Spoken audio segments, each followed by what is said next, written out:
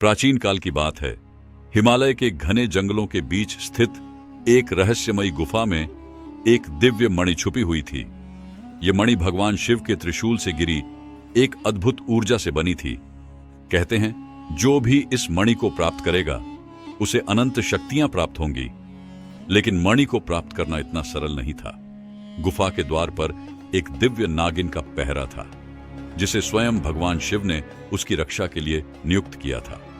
गुफा के रहस्य का पता चलते ही चारों ओर इसकी चर्चा फैल गई। राक्षसों, देवताओं और मुनियों में इस मणि को पाने की होड़ मच गई। इसी दौरान एक युवा राजकुमार अरुण, जो अपनी बुद्धि और साहस के लिए प्रसिद्ध था, इस मणि को पाने के लिए निकल पड़ा। अरुण ने कई कठिनाइयों का सामना किया। रास्ते में वह एक तपस्वी आर्षि से मिला, जिन्होंने उसे चेतावनी दी। यह मणि केवल वही प्राप्त कर सकता है जिसके मन में पवित्रता और निस्वार्थ भाव हो। लालच और अहंकार रखने वालों का यहां विनाश हो जाएगा। लेकिन अरुण के मन में एक रहस्य था। वह मणि केवल अपने राज्य के कल्याण के लिए चाहता था या खुद की महाशक्ति के लिए, यह साफ नहीं था। गुफा के द्वार पर पहुंचने पर अरुण ने देखा कि वहां अंधेरा और एक अजीब सा सन्नाटा पसरा हुआ था। गुफा के अंदर कदम रखते ही उसे दिव्य नागिन ने घेर लिया। नागिन ने पूछा, क्यों आए हो बालक? यह मणि केवल सच्चे दिल वालों को प्राप्त होती है। अरुण ने साहसपूर्वक उत्तर दिया, मैं इस मणि को अपने राज्य के कल्याण के लिए चाहता हूं।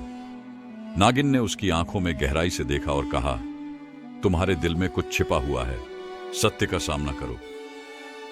नागिन की बात सुनते ही अरुण को अपनी भूल का एहसास हुआ। उसके मन में वास्तव में शक्ति और प्रसिद्धि का लालच था।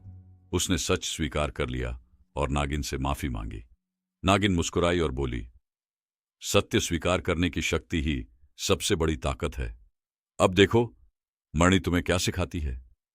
जैसे ही अरुण ने मणि को छुआ, उसे दिव्य दृष्टि प्राप्त हुई।